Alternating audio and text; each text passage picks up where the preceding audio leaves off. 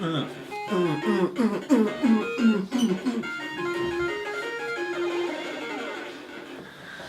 and welcome to The Verdict, where we look back on our preloaded ideas and offer insight, reviews, and analysis. Today we are going back to Mad Max. This game came out a week ago, and we've both put in about 20 hours or so, Yes. if not more each. So we're going to look back at what we said in the preloaded video, give a little insight on what we think of the game, where it can improve, what's good, what's bad, Yes. and so on and so forth. So, Kieran. We were right about it. We were, surprisingly so. Very much. We Despite the skepticism that we had. yeah. And considering we didn't know much about it before we actually played the game, we definitely predicted very well, I'd say. Yeah. So as we sort of were hoping, the game is really good. More than we thought so as well. There are a lot of things in the game that are a lot better than you would think they would be. Yeah. Obviously, if we start with car combat, which is obviously a big chunk of the game. My favourite part about car combat is how heavy it feels.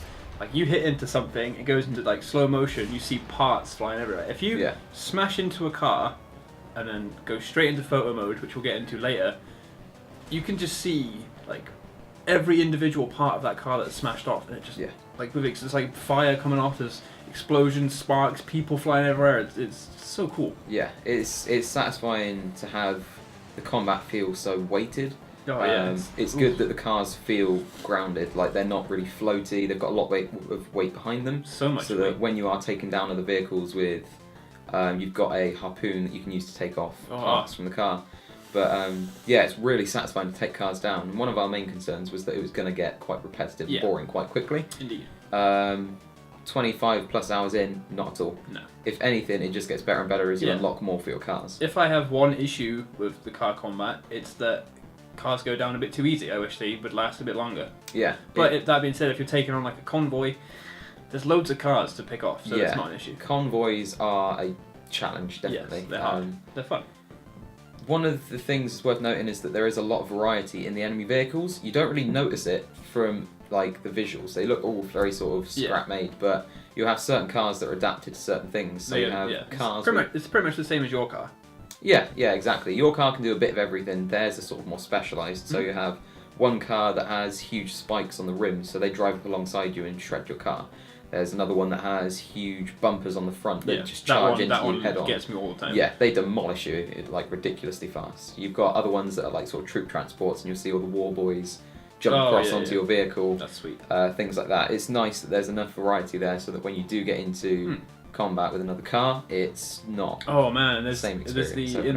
There's the convoy. When you're in a convoy, you're chasing after a certain car which has a certain hood ornament, and it's got like barrels on the back. And if you shoot the barrels and get it down to a certain health, like a huge gust of fire is shooting out behind you, and it like if you get in that fire, it'll blow a car up, it'll blow up enemy cars. But it's huge. It's like like literally, it's the size of about like 4 cars in a row, just a flame. Yeah. It's the bigger, the fuel convoys. Yeah, it's awesome. Yeah, you have to really approach it. You have to plan it out and be careful with what you're doing, because the amount of times I've attacked a convoy, my car has been completely totaled. I've had to sit there and wait for Chum Bucket to repair it, or and then chase it down again. Yeah, exactly. But the car combat, just there's more elements to it than you'd expect from just car combat. There's more to it than just combat. Yeah, there's tactics and there's a thought pattern to it. And it's continuously satisfying, which is one of the main concerns we had. It is really good. Yeah. Obviously, there isn't just car combat. This is a game, so you can get out of the car. It'd be a bit stupid if you were stuck in there. Mad Max, who can't unlock his car door. So yeah. So there's a lot of traversing the landscape and a lot of a third-person free flow combat. Yeah. B-Man style. Yeah. So obviously, it was made by Warner Brothers, who did. They helped with Batman Arkham games, and they did Shadow of Mordor as well. So the similarities are going to be there considerably noticeably. Yeah. But I like ground combat a lot because I like that style, and it's really cool. I feel like I was setting that up to say something bad, but no, it's cool. It's so brutal. Like every punch. It's just like the car combat. Everything feels so powerful. Yeah. It's like attaching bricks to your hand and punching someone. That's what it feels like. Yeah, it really does. Like when you go into Fury mode, especially. Oh my god! Like yes, the takedowns that you can do. Yeah. Like the crunching of enemies' bones is ridiculous. It's great. Really, really satisfying. Yeah. Again, we were concerned that it might get a bit samey, but it doesn't. When I play games, I like to immerse myself and kind of role play in a way like that. So when you feel like Mad Max, and if you feel like something's just happened in the story that makes you feel like kind of angry or something, just going after someone and just punching them feels awesome because you're just letting out that rage of your character, and it's just a cool moment. Yeah, definitely. With both forms of combat in the game, one of the things that's key to it is your upgrades, and there is no doubt about it, there is a ton of upgrades for both your car and for Max, and his skills and all car parts and things like that. Yeah. I think that's probably one of the contributing factors that makes it so satisfying as you continue through the game. And you can see your progress as you start off with nothing, and your car gets built up and looks more badass, and you get built up and look more badass, and you get special extra moves for combat. So it's not just the punching. There's certain stuff. There's a dash move where you run forward with your shoulder and you smack people out of the way. There's special ways you can like deflect melee attacks and stuff like that. Yeah, exactly.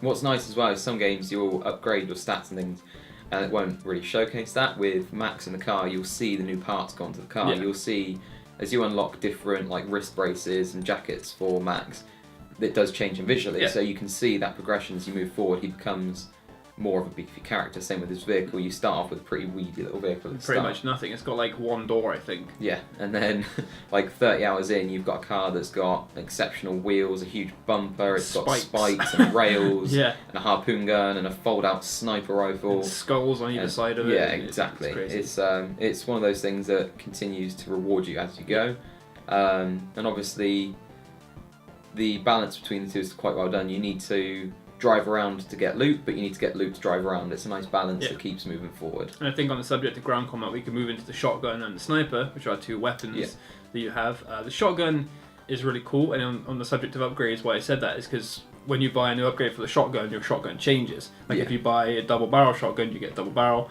then you move up to triple barrel. I think it moves up to quadruple I'm only on triple, So, and then you see it change and it becomes a different shotgun, and it's cool. Yeah. But the shotgun combat is really cool. Yeah, it's nice that with the shotgun, the ammo is scarce as well. Yeah. I found myself very rarely using it on people. I save it for car combat. Yeah, I either save it for car combat or collectibles that are in the like kind of up on ceilings and stuff like that you need to shoot down. Yeah, exactly. But of course, you have still got just enough ammo that if you want to use it on ground troops as well, you still can, and it's not going to be a case where you can just run around shooting everything. You do have to be careful with what you do. You've got to conserve it. My only issue with combat with shotgun is that you're static. You can't move with it. You have to stay still. Very strange. And if you want to aim it, you have to stay still to aim, which there's not much time because the aiming's quite strange. Yeah, it's a bit slow to aim. Yeah, it takes a while to pick up. Obviously, it is in slow motion when he aims, but he turns very awkwardly to shoot. It's just very... And if you're trying to use it to take down a car or to take down someone that's running at you, you're not going to have enough time. It's very slow. And it's like there is a quick fire button where you just press circle, you don't have to aim. But I found be a bit dodgy. Being inaccurate. Like when you take down strongholds, there's these things called war criers, and they buff your enemies if you let them get to a certain point after a while. Fill them up with excitement, and then they just bang their drum and make sweet music. They do like double damage and have double life after that, so you've got to be careful. But if I go up to one, there'll be enemies underneath it, and I'll try and quickfire it because I don't have time to aim it, and it'll quickfire the enemies underneath, and I'll run out of bullets, and I can't kill that war crier anymore. It's the same if you're trying to take down a convoy and you want to shoot, say, a little red gas tank that's on the back of a car. If you do, you have to aim, because if you quick fire, it's going to either lock onto like one of the tyres or one of the people or one of the war boys. You've got to take that time to aim it, but of course, trying to balance driving and aiming, I'd imagine it's probably intentional to make it a bit tricky. To make it but it's one of those things where why put in the quickfire option if it doesn't really work very well? Yeah, like I to be fair, I use quickfire all the time on like single enemies and stuff like that. It's fine, but I use it with a harpoon a lot. Like pretty much, I don't think I've ever aimed that harpoon before. So yeah, it's only like you can use the harpoon to target certain parts of vehicles, But for the most part, it tends to be pretty accurate, Yeah. which is weird that the shotgun isn't. Yeah, exactly. Seems It's like a weird strange. balance. It feels like the shotgun is just there as an extra alternative, but like I barely use it because ground combat's fun anyway. So Yeah, exactly. It doesn't really matter. Continuing on from that, I mean, with the shotgun and things like that and upgrades of characters, it is worth noting that there are things called griffer tokens. So throughout the game, you'll acquire tokens for doing things, and you can spend them at a merchant who gives you upgrades and trade for the. A very those trippy tokens. merchant. Yeah, He's always on a cliff edge with some like tribal he's paintings a bit of a and shady guy, Yeah, but I'm very sure much. that's tied to the story. We've got our theories about it already, Yeah. but we won't go into that. But it's worth noting that after a while, once you put in some upgrades, some gameplay mechanics become a bit redundant. So you can upgrade, for example, how good you are at fuel consumption. So if you put upgrades into it, you can use less fuel over time.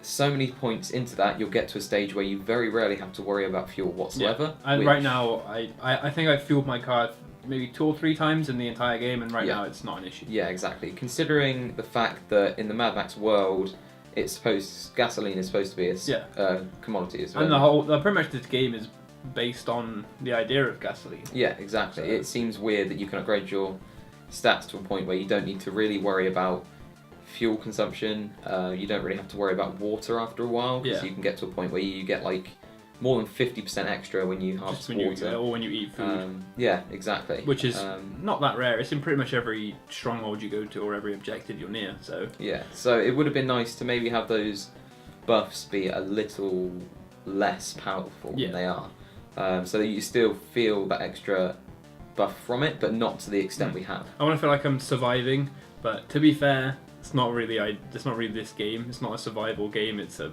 combat action game. Yeah, so. it's more open world and combat than it is survival. Yeah, so I understand like what they're going for, and it's not that big of an issue, but it would be nice to feel like that. So yeah, and then it's also worth considering the multiple tasks that you have to do in that open world.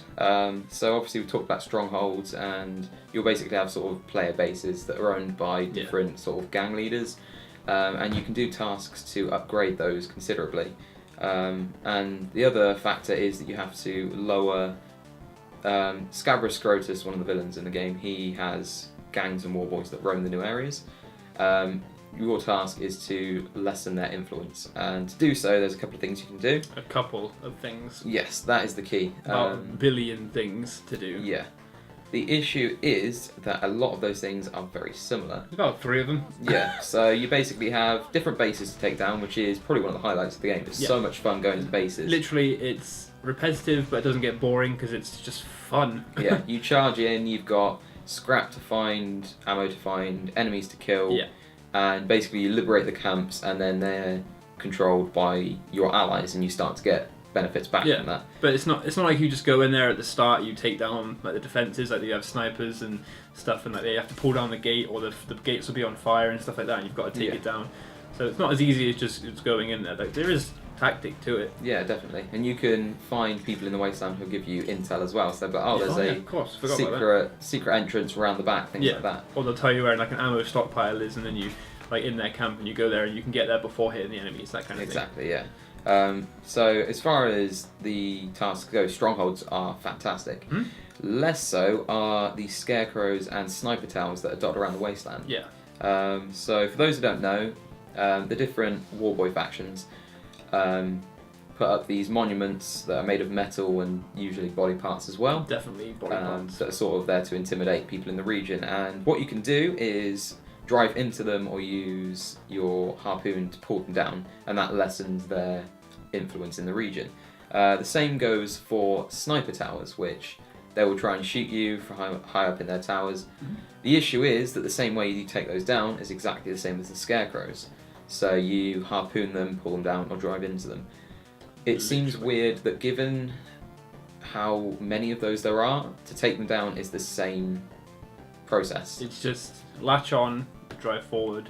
If all of them were in a row, all of the ones in the game, which there are a lot of in a row, you could just go through in 5 minutes and take them down. Yeah, it's got to a point now where I don't really target them on the map. Yeah. I just sort of, as I'm driving through, literally all you have to do is drive past, quick fire the harpoon and do it as you go. Yeah. So it's a shame that something that's there to pad out the game is so... It gets a bit pointless after a while, a bit monotonous. But overall, gameplay for the game is still pretty solid. Yeah, obviously, there are a few issues with it, but for the most part, it is really, really solid. Really I want to make a quick shout out to the guy that made the hot air balloon. What do they call them? Sort of beacons. Yeah, the kind of like the Assassin's Creed style things. That's a cool idea. That's a good way to reinvent that style. Like in Far Cry 4, they had the towers which you climb, the radio towers, which was like Obviously, Assassin's Creed, you've got the buildings, which was Yeah. But in this, you go up to a hot air balloon, but sometimes it's not got fuel or it'll be latched down. You've got to do a certain objective, like you've got to fuel the generator to power it. Little puzzles to do. Exactly. Before you do it, and then you can get in it and you go up, and then you physically get your binoculars and you spot things in the map. Yeah. Which is way better than exactly. just having it unlocked for you. Instead of getting there and it's like, oh, good job, done. Like, you have to take the time to look for everything. There's I always make there. sure that I come out of like looking through binoculars multiple times and do a quick 360 and make sure that you've got everything. So yeah, as for gameplay, the pros definitely outweigh the cons. Definitely. As for the story, it's a bit of a mixed bag, really. I would say. Yeah, I'm not that concerned about it. Like, it starts off and it's like... It's very engaging at the start. It's just as you get into it, it's like you just forget about it and you just want to go kill stuff. Yeah.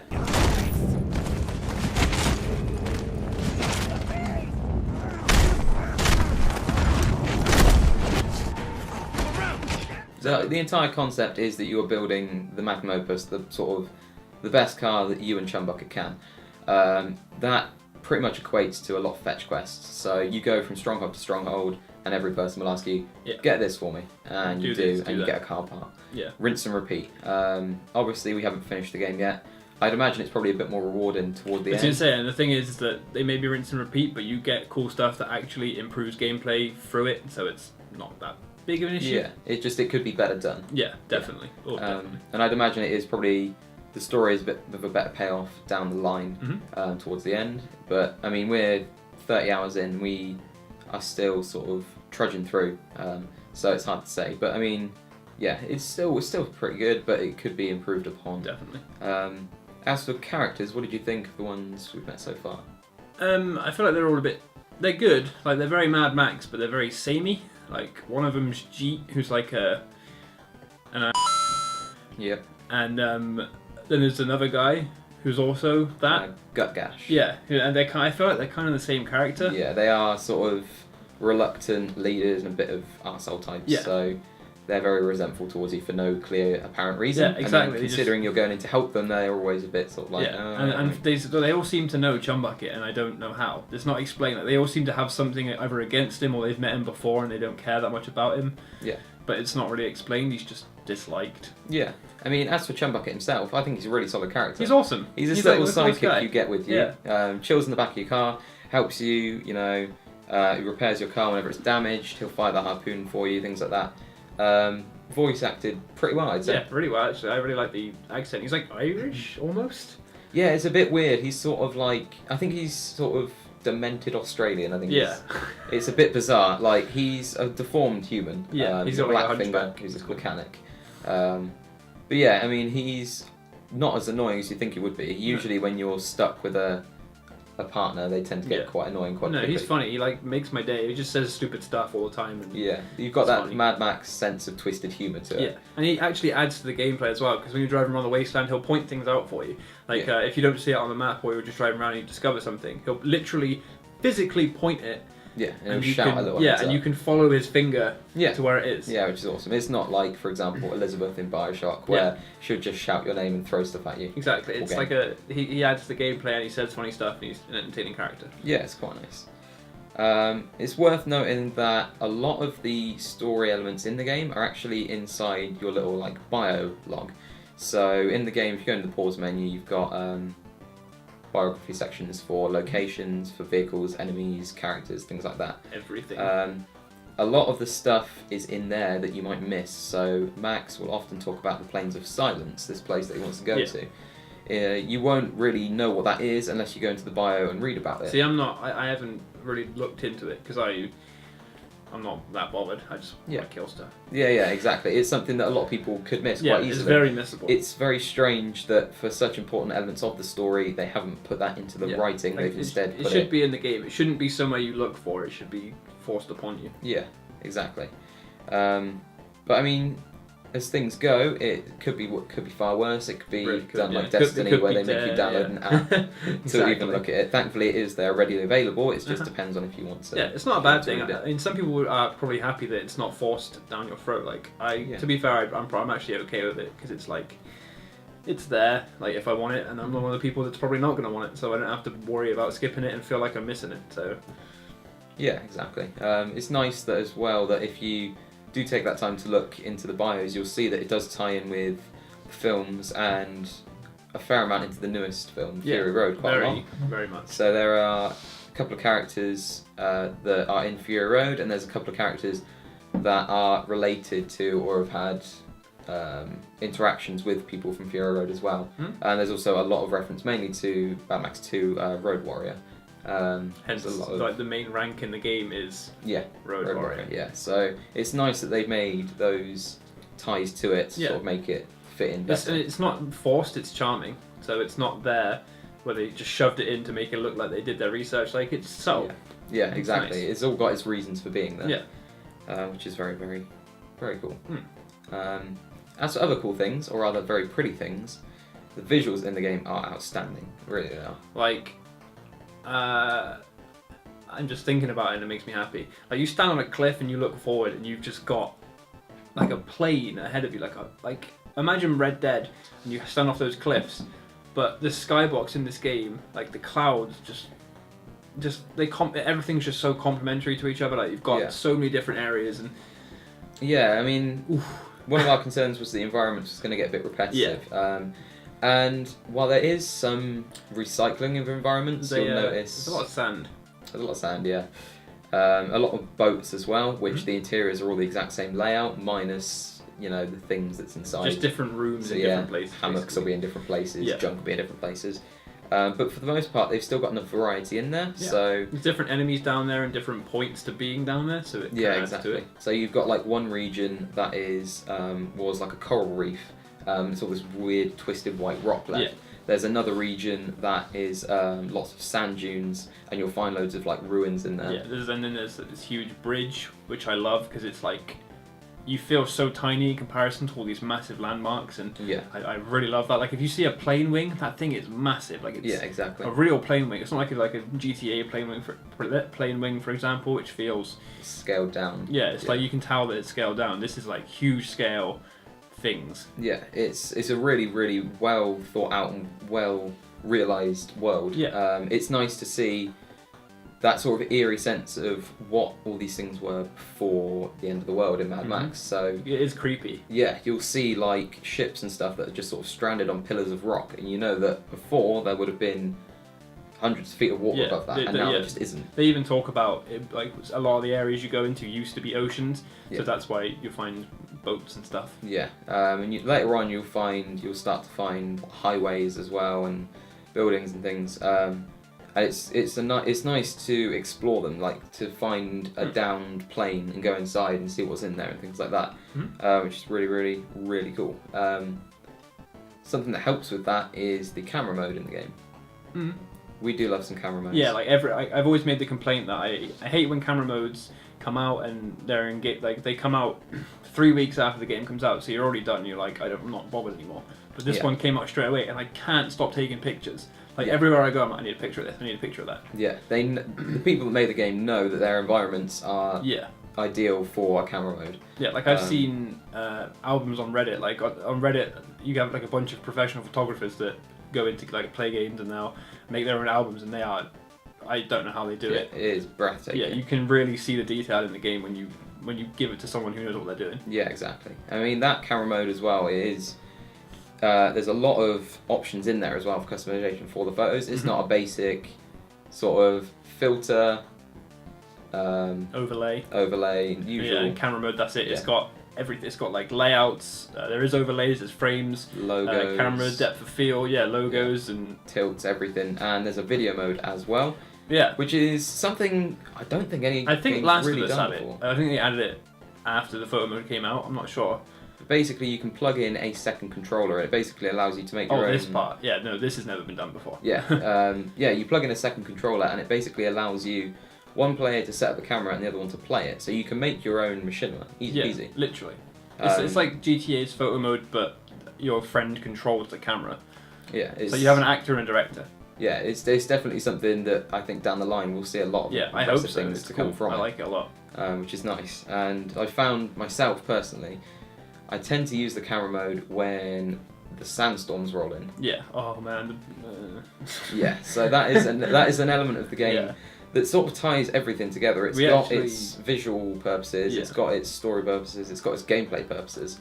So I wanted like a separate segment for Sandstorms because oh my god, I think it might be one of my favorite things I've seen in a video game. Yeah. To be stood and to hear Chumbucket call out that there's a storm coming. Yeah. You turn around the corner. It literally is like.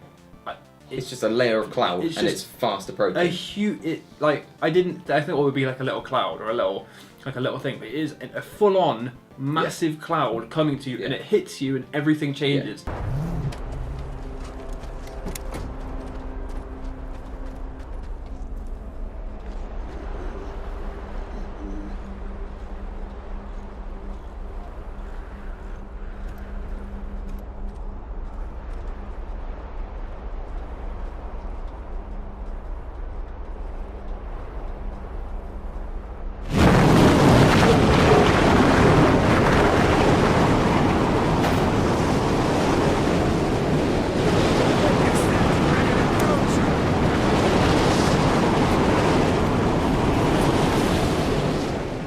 Think like the scene in Fury Road. It is. Yeah, it's the same. It's tailored to be like that. Yeah, and you've like still got there's lightning crashing lightning down. The lighting is amazing when the lightning's hitting. There's debris everywhere that actually affects you because it hits you. Yeah. And then you also have motherload boxes. Yeah. So during the big sandstorms, when all this debris is flying around, you'll see crates as well, and they'll show up on your map.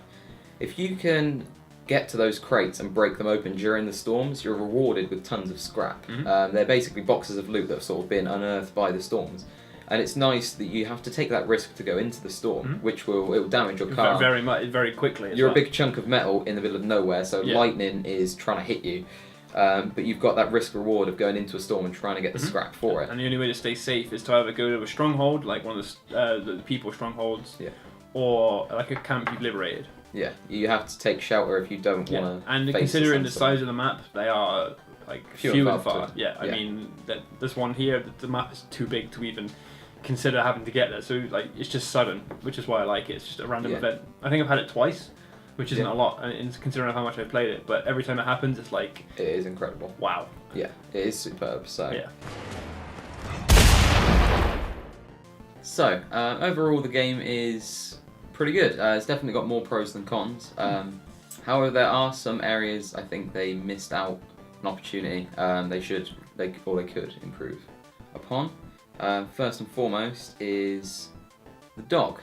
Yes, the dog is a core part of gameplay. Actually, you to completely banish certain rules over areas, you need to clear minefields, in which you need a dog for.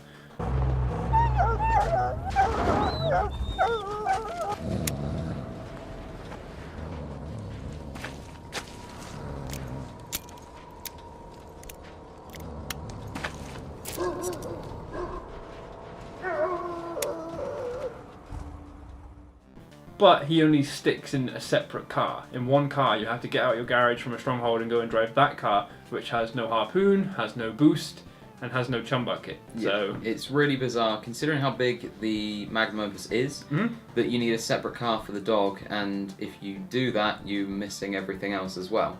It seems like an unnecessary thing to have to do. Yeah. Which is a bit of a weird gameplay mechanic choice. Basically, I wish the dog was in your own car. That's a simple improvement there. Yeah, there's a spare seat and a big space at the back, so why can't he be? So one of the things that is a bit strange is the amount of weapons in the game. So you've got, by default, you've got the shotgun, you've got knives as well, and then you've got a collapsible sniper rifle that's in the car. Which is very cool. It's very cool.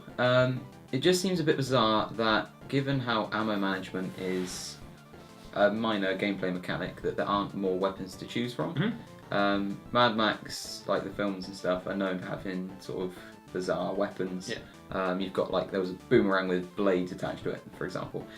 It's bizarre that there aren't more weapon types, like for example, semi-automatic rifles, things like that. That are actually in strongholds. NPCs have them. There are character models for them, but you don't get to use them. It's very strange. It would have been nice to see a bit more variety, and then you have multiple ammo types that you've got to keep track of, because then you'd have to be even more careful when approaching That's situations. I would have liked different types of ammo, even if it was just for the sniper. Yeah. Like different rounds that would then tie in with maybe better, like stronghold defenses. Yeah. Say sniper rounds that are really good at taking armor off cars. Yeah. Things like Exactly. that. Yeah. Just to add a bit more variety, to add a little bit of spice. Yeah.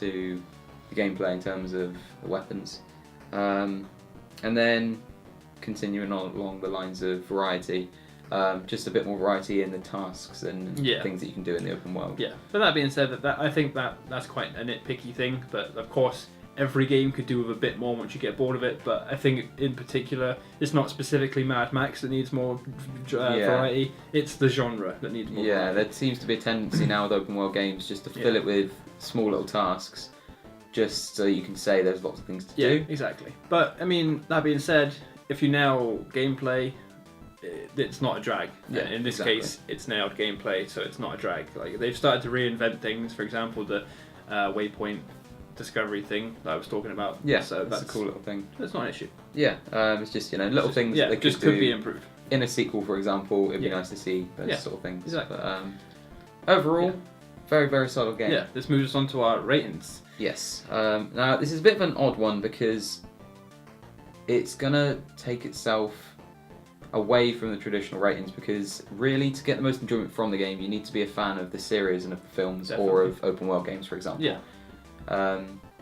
Without a enjoyment in those areas, a big chunk of this isn't going to appeal. I like the core enjoyment I get out of this game is pretending I'm Mad Max. If you don't like Mad Max, maybe you won't get that same buzz that I get from it. Yeah, exactly.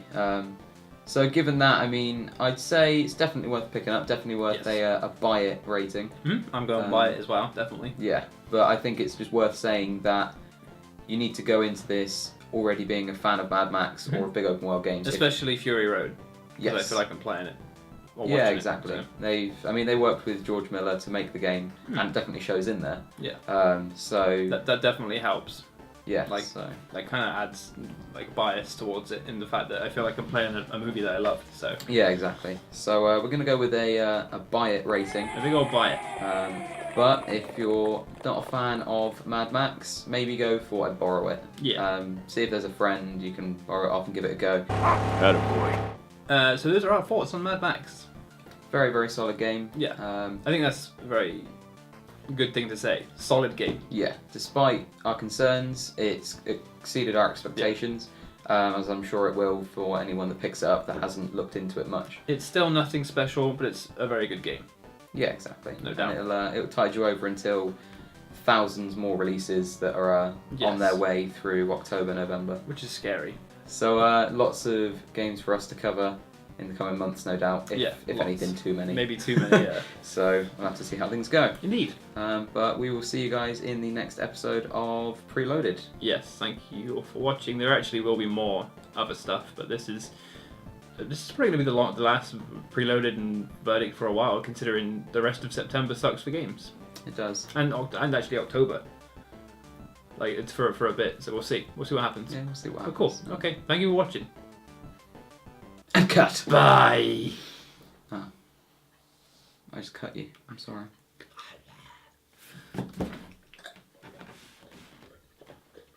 Seriously, so fucking weird, man.